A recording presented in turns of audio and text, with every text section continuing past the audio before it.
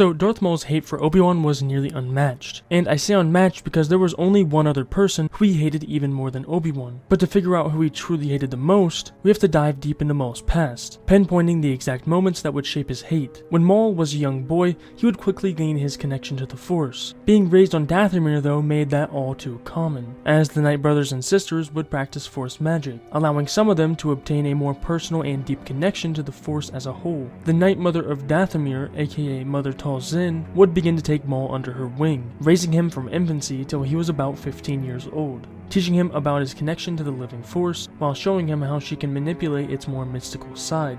But this life would soon be ripped from Maul's hands, as a visit from a young Darth Sidious would be the last time he would ever see his family for a very long time, as Maul was given to the Sith Lord as a gift so that he would spare the lives of the Night Sisters. This would soon become the exact moment where his hate would form, shaping Maul into a powerful apprentice for the Sith Lord, which Sidious would use every bit of to manipulate and empower him, torturing him day in and day out as a means of pushing him to his breaking point, while also teaching him to fear him. As he grew stronger in both the dark side of the Force and lightsaber combat, he would begin to form an itch to kill a Jedi, as a means to practice his newfound skills alongside fighting against his master's rivals. Sidious would not allow him to reveal his strengths yet, as it would prove risky to his grand plan, so Maul would pretty much be kept on a leash for many years, until he would get the opportunity he has always wanted. Disguised as a bounty hunter, he would find a suspected Jedi who had been kidnapped by an underground corporation and was going to be sold off to the highest bidder.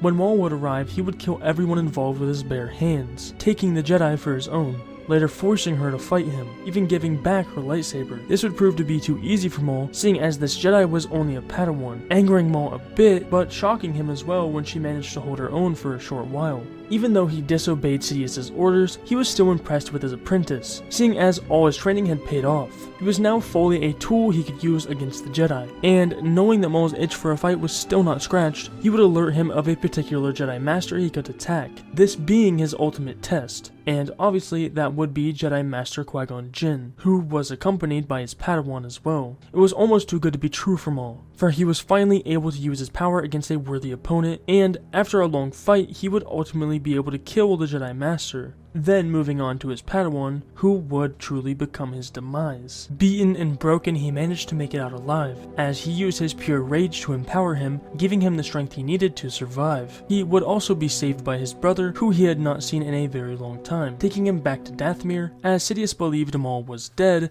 and would not bother looking for him anymore. So Maul would be given time to heal with the help of Mother Talzin. This is around the same time Maul would find out that he was already replaced, as Sidious found a new apprentice.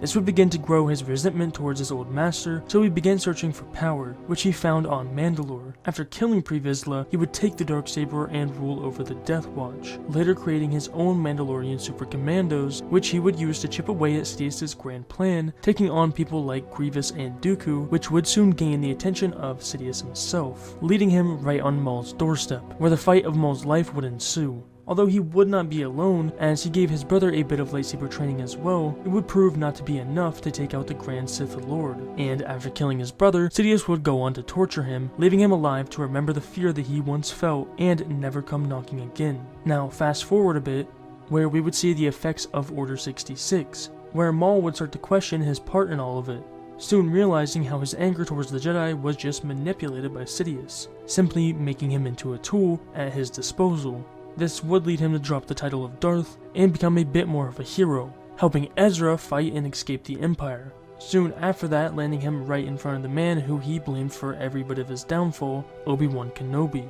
After attempting to kill the old Jedi Master, he would be taken down himself. But as Kenobi is holding him dying in his arms, we get this line which perfectly explains it all. He will avenge us.